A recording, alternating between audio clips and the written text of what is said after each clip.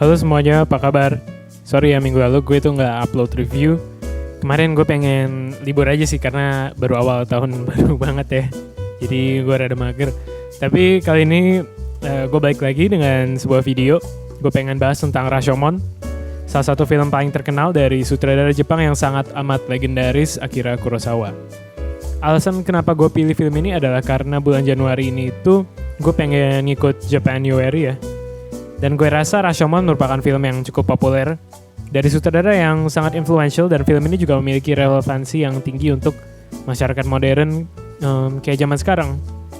Oh ya, sebelum gue lanjut, gue harus ingetin dulu bahwa pembahas ini akan penuh dengan spoiler. Jadi kalau kalian belum nonton filmnya, mending kalian tutup video ini, nonton filmnya, dan nanti kalian bisa balik lagi ke sini. Film ini mempopulerkan istilah yang disebut dengan The Rashomon Effect, yang digunakan untuk mendeskripsikan sebuah situasi di mana terdapat berbagai macam rekoleksi yang berbeda dan mungkin bahkan kontradiktif dari suatu peristiwa. Film ini tuh dirilis pada tahun 1950, dan pada saat itu gaya penceritaan yang digunakan oleh Kurosawa ini sangat revolusioner. Satu kejadian, berbagai perspektif. Dan semua perspektif ini ditampilkan dalam filmnya. Jadi di film ini tuh ada sepasang suami istri atau mungkin calon pengantin kali ya, yang diserang oleh seorang perampok saat mereka sedang berjalan di hutan. Suaminya mati, istrinya diperkosa. Dua hal itu kita tahu pasti. Ada seorang pemotong kayu yang menemukan mayat suaminya itu, dan gara-gara itu semua saksi dan tersangka yang terlibat di kejadian ini tuh dipanggil satu-satu untuk ngasih pengakuan sebenarnya apa sih yang terjadi gitu di hutan ini. Dan juga termasuk pemotong kayu itu yang sebenarnya dia juga ternyata menyaksikan kejadian tersebut ya. Jadi ada 4 pihak yang memiliki cerita yang berbeda dari satu kejadian di sini. Ada si perampok yang dimainkan oleh Toshiro Mifune, aktor legendaris Jepang. Ada juga perempuan yang merupakan istri atau calon istri dari samurai yang diperkosa. Ada juga arwah dari suaminya yang merupakan seorang samurai yang mati terus dipanggil oleh sebuah medium atau dukun. Dan yang terakhir adalah pengakuan si tukang kayu itu. Nah, di film ini tuh Kurosawa menempatkan penontonnya di posisi layaknya seorang hakim yang sedang mendengarkan testimonial dari saksi ataupun tersangka. Dan hakim itu biasanya kan dia yang harus membuat keputusan ya. Dan di sini Kurosawa seperti mengajak kita ya sebagai audiens untuk membuat keputusan kira-kira siapa sih yang benar. Dan yang bikin efek ini lebih terasa lagi gara-gara kameranya tuh diletakkan persis di depan aktor-aktornya ya. Jadi aktor yang memberikan testimonial itu ngomongnya ngadep ke kamera, dan itu seperti ngadep ke kita gitu loh. Dan film ini mengajak audiensnya untuk participate atau terlibat ya dalam permasalahan yang terjadi di sepanjang jalan ceritanya. Makanya banyak orang-orang tuh yang bilang Rashomon tuh film yang participatory. Di film ini gue rasa Kurosawa tuh pengen nunjukin sifat alami manusia yang egois. Secara sadar maupun gak sadar, setiap keputusan yang kita buat di hidup kita tuh sebagian atau bahkan sepenuhnya adalah untuk kepentingan diri kita sendiri. Sebagai makhluk hidup di bumi, insting alami kita adalah untuk survival, melindungi diri untuk bertahan hidup. Dan gue rasa apa yang dilakukan oleh masing-masing orang di sini adalah bentuk dari respon manusia ketika dihadapi dengan situasi yang mengancam mereka. Mungkin bisa jadi juga gak ada yang bener ya di antara mereka. Tapi gue rasa gak penting-penting amat buat kita nyari tahu sebenarnya siapa yang bener. Kayaknya memperdebatkan hal ini tuh bukan poin dari filmnya ya. Dan menurut gue salah satu inti dari film ini adalah nunjukin kalau ya kebenaran atau truth itu subjektif. Tentu ada aspek objektifnya. Seperti di film ini ada perempuan yang diperkosa dan laki-laki yang dibunuh. Itu nyata. Nggak ada yang bisa ngubah itu. Tapi apakah semua orang memiliki persepsi yang sama tentang suatu kejadian? Dari pengalaman gue selama 20 sekian tahun hidup di bumi ini tuh, gue ketemu banyak segala macam orang. Gue menemukan bahwa ya jarang banget 2 atau lebih orang tuh melihat suatu kejadian dengan sama. Jarang lah. Kadang tuh bisa beda sepenuhnya, kadang beda kecil-kecil doang. Tapi ya tetap beda.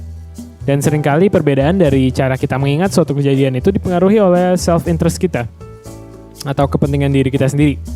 Contohnya kadang ada aja hal yang kita sembunyikan atau nggak kita sebutkan ketika kita menceritakan suatu kejadian kepada orang lain karena ada hal memalukan dalam kejadian itu yang kita nggak mau orang lain tahu.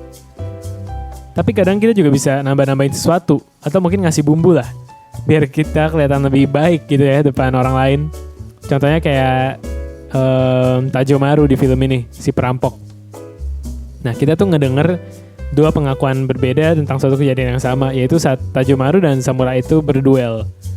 Dari sisi Tajomaru tuh kelihatannya tuh mereka berdua kayak jago banget ya mainan pedang. Gerakan-gerakan mereka tuh elegan, cantik, keren, kelihatan technical gitu ya. Tapi dari sisi pemotong kayu, gak kayak gitu sama sekali. Mereka tuh jatuh-jatuhan, guling-gulingan, kelihatan cupu dan gak ada elegan-elegannya gitu. Kayak dua orang mabok lagi berantem. Nah sebenarnya kita nggak bisa yakin ya 100% bahwa ceritanya pemotong kayu itu udah paling benar, tapi menurut gue sih kalau soal duel pedang ini ya kita bisa lihat lah ada motivasi yang bisa mendorong Tajomaru untuk bumbuin ceritanya dia gitu kan, biar kelihatan keren. Nah karena dia yang punya stakes di kisah ini, maka gue lebih cenderung untuk percaya si pemotong kayu gitu ya. Bahkan mungkin Tajomaru juga gak sadar bahwa dia tuh dalam tanda kutip ngebumbuin cerita ini. Mungkin di alam bawah sadarnya ya dia emang ngira bahwa dirinya tuh petarung yang handal. Nah film ini tuh juga berkomentar tentang bagaimana masyarakat Jepang di masa itu memperlakukan perempuan. Pertama yang gue sadar di sini Tajomaru sama sekali gak takut untuk ngakuin kalau dia tuh memperkosa perempuan itu. Bahkan dia bangga, ketawa-tawa malah. Dan yang gue perhatiin sih di setiap pengakuan itu ya, gak ada yang terlalu fokus dengan pemerkosaannya. Cuma disebutin doang, tapi gak ada yang ngegubris lebih lanjut ya. Padahal itu tindakan yang jelas-jelas punya dampak yang besar terhadap perempuan itu. Cuma kayak dinormalis aja gitu oleh orang-orang yang mendengar pengakuan-pengakuan ini. Nah terus di cerita perempuan itu tuh setelah ia diperkosa, suaminya tuh menatapnya dengan tajam ya. Walaupun gue gak ngerti secara jelas sih ini maksudnya dia ngapain ya, tapi tampangnya tuh menunjukkan disapproval yang sangat intens. Padahal ceweknya kan baru aja diperkosa ya. Dan menurut pengakuan ceweknya, tatapan itu bukanlah tatapan yang penuh amarah, melainkan tatapan yang penuh dengan rasa jijik. Kalau dari subtitle bahasa Inggrisnya, perempuan itu menggunakan kata loathe, yang berarti merupakan perasaan jijik yang sangat intens. Dan perempuan itu bilang ke calon suaminya bahwa ya mending dipukulin daripada ditatap seperti itu. Menurut gue sih ini sangat messed up ya. Cewek lo baru aja diperkosa, tapi hal pertama yang dilakukan oleh lo itu adalah menunjukkan rasa jijik terhadap hal itu. Bukan nunjukin empati atau nyoba menenangkan perempuan itu, tapi ya malah begitu. Rusak ya. Tapi itulah emang inti dari bagian ini ya. Nunjukin bagaimana perempuan itu selalu disalahkan dalam setiap situasi. Meskipun ini adalah perspektif dari perempuan itu sih. Tapi gue rasa ini sangat mungkin terjadi di Jepang pada zaman itu. Belum selesai sampai di situ, ada seorang pria yang dengerin ceritanya dari pemotong kayu ini tuh yang bilang bahwa mereka harus hati-hati dalam mendengarkan cerita perempuan.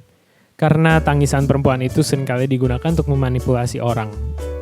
Lagi-lagi masyarakat zaman dulu yang selalu menempatkan perempuan dalam posisi yang tidak diuntungkan tuh ditunjukkan ya di sini. Ya bukan cuma masyarakat zaman dulu sih, tapi sadly sampai sekarang tuh masih relevan banget di zaman ini ya. Perempuan tuh seringkali dikesampingkan untuk kepentingan laki-laki. Bukan cuma di pengakuan perempuan ini doang sih ketimpangan sosial ini ditunjukkan ya. Dari ceritanya si Tajomaru juga perempuan ini tuh kan minta Tajomaru duel sama laki-laki itu sampai salah satu dari mereka ada yang mati. Karena dia tuh gak mau di dunia ini tuh ada lebih dari satu pria yang udah pernah bersetubuh dengannya. Kekhawatiran, rasa malu atau rasa takut itu muncul pasti karena masyarakat akan memandangnya dengan negatif jika ketahuan bahwa ia udah bersetubuh dengan dua laki-laki. Dan bahkan di pengakuannya si pemotong kayu itu, suaminya ini tuh gak mau balik lagi sama istrinya. Dia malah ngatain istrinya tuh jablay. Dia gak mau bersama dia lagi gara-gara udah bersetubuh sama laki-laki lain. Dan setelah itu juga perempuan ini pasrah aja gitu, karena dia nggak bisa nentuin nasibnya sendiri. Yang nentuin nasibnya dia adalah laki-laki di sekelilingnya dia, dan kalau di kasus ini adalah Tajomaru dan calon suaminya itu. Jadi ini lagi-lagi yang menunjukkan kondisi perempuan gitu di zaman itu. Tapi meski begitu yang bikin menarik di film ini tuh adalah filmnya nggak berpihak sama siapa-siapa ya. Kurosawa cuma nunjukin beberapa pengakuan dari orang-orang yang terlibat dalam satu kejadian tragis ini, dan ia membiarkan kita yang menilai sebenarnya apa yang dimaksud dari film ini. Itu sih yang paling gue suka. Film ini tuh bisa menunjukkan lebih mengenai siapa diri kita sebenarnya daripada kita yang ngambil sesuatu dari film ini. Masuk akal gak sih? Jadi kayak melalui take away orang dari film ini tuh kita bisa tahu banyak mengenai orang tersebut ya. Ya gitu deh ya pokoknya. Kalau gue sih lebih bersimpati sama karakter perempuan itu ya daripada yang lain. Tapi balik lagi gue pun gak tahu mana yang bener. Meski begitu gue ngeliat Kurosawa tuh ngasih unjuk ke penonton tentang situasi dan kondisi masyarakat Jepang dalam memandang perempuan. Gue juga suka penggunaan kamera di film ini dan latar di kejadian itu ya, penggunaannya yaitu di dalam hutan. Di bawah bayangan daun dan pohon-pohon yang menutupi tanah dari hutan itu. Nah di sini kan cahaya susah masuk ya, atau mungkin hanya sedikit yang bisa tembus. Ini ngegambarin bagaimana kebenaran itu susah muncul di bawah bayang-bayangan yang menutupi dengan gelap. Di tempat kayak hutan gitu, gak banyak saksi mata yang bisa ngeliat kejadian-kejadian ya. Dan kejahatan tuh paling gampang terjadi di tempat tersembunyi. Nah di akhir film ini Kurosawa lagi-lagi melibatkan audiensnya. Waktu pemotong kayu itu menemukan bayi, dia memutuskan untuk mengambil bayi itu dan merawatnya. Padahal di rumah dia udah punya 6 anak gitu ya. Sebelumnya baru aja di-review bahwa ternyata ia tuh nyolong pisau berharga dari crime scene itu. Mungkin ini adalah cara pemotong kayu mencoba membayar atas kesalahan yang ia lakukan. Tapi yang lebih menarik sih adalah shot terakhir dari film ini ya, dimana pemotong kayu itu menuju ke arah kamera sambil gendong bayinya. Bagi gue bayi ini tuh simbol dari kemurnian ya, seperti kain putih yang belum ternodai oleh dunia. Dan ini adalah seperti awal yang baru dari buat pemotong kayu itu. Karena dengan ini dia bisa menjaga anak ini sehingga dia nggak jatuh ke lubang-lubang yang udah ditunjukkan oleh Kurosawa di sepanjang film ini, bahwa orang itu, manusia itu pada dasarnya egois dan bakal berbohong untuk kepentingan mereka sendiri. Dan karena itu gue suka film ini berakhir dengan kesan yang positif dan memberikan harapan gitulah. Oh ya, pas banget sebelum gue ngerekam video ini tuh gue nonton The Last Duel, karena katanya ini tuh konsepnya mirip sama Rashomon, filmnya Ridley Scott yang dirilis pada tahun ini. Ya bener sih, ada beberapa pandangan yang berbeda dari satu kejadian yang sama ya, konsepnya tuh kayak gitu. Dan ada pemerkosaan juga. Tapi jujur aja film itu gak menarik sama sekali buat gue. Menurut gue efek yang diciptakan film itu gak se-impactful Rashomon. Yang gue suka dari Rashomon itu filmnya gak ngedukung siapapun. Dibiarin ambigu aja dan kita yang milih sendiri sebagai audiens yang bener yang mana menurut kita. Jadi take away dari setiap orang yang nonton Rashomon tuh bisa beda-beda dan unik. Kalau Last Duel tuh filmnya udah lebih jelas lah mihak ke siapa, dan menurut gue kalau gitu ya buat apa pakai strukturnya Rashomon. Tujuan dari struktur ini kan supaya kita bisa meragukan setiap pandangan dari orang-orang ini ya yang berbeda-beda. Nah kalau filmnya udah ngasih tahu secara jelas siapa yang benar dan siapa yang salah, buat apa kita ngeliat perspektif lain? Langsung aja kasih lihat perspektif karakter yang filmnya mau dukung. Ya tapi itu cerita buat lain hari kali ya. Gue bahas lagi. Ini cuma sekedar tambahan aja. Mungkin itu aja yang bisa gue bahas tentang Rashomon pada video kali ini. Thank you buat kalian yang udah nonton dan dengerin gue ngomong. Gue appreciate itu banget. Tapi kalau ada yang kurang atau salah, gue minta maaf. Jangan lupa like video ini dan subscribe ke channel kita. Komen juga di bawah film apa yang kalian mau gue review berikutnya. Thank you guys.